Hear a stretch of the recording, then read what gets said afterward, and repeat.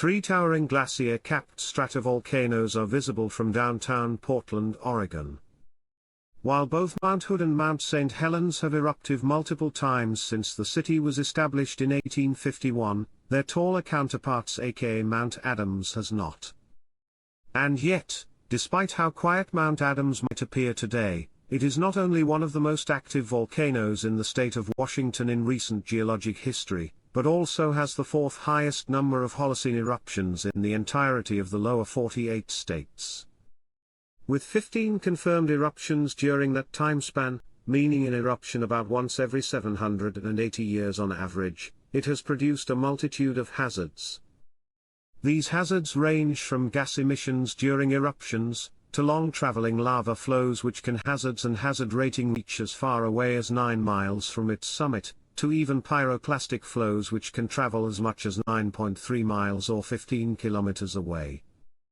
But, by far the most significant hazard at Mount Adams are lahars, not only related to the glaciers that might partially melt during any future eruption, but also due to its highly weak, and hydrothermally altered southwestern section.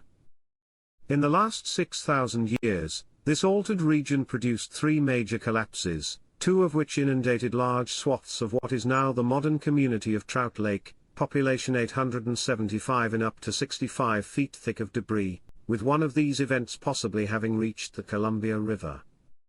Add this to the fact that two of these collapses occurred unrelated to an eruption, and that any future eruption since all recent Mount Adams eruptions have had a degree of explosiveness to them would disrupt regional air traffic. It should come as no surprise that Mount Adams is classified as a high-threat volcano, with 6,475 people living in its various hazard zones. And today, Mount Adams has produced a record number of earthquakes in recent months, although these figures are still fairly low compared to other volcanoes and we don't yet know their cause. Mount Adams is the second largest stratovolcano in the entire Cascade mountain range, with a volume of 300 cubic kilometers, only being behind Mount Shasta's 350 cubic kilometers. This large volume geologic history can be owed to both its consistently high eruptive rate, being fed by partial melting generated from a tectonic plate collision, but also its absurdly old age, with its cone having been growing since 520,000 years ago.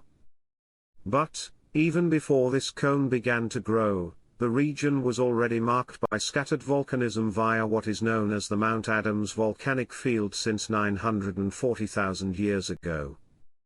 These early eruptions formed scattered cinder cones and lava flows, many of which, albeit while highly eroded, can still be seen on the margins of the modern volcano.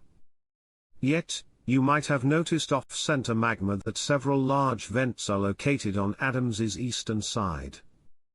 This is no coincidence, as Adams is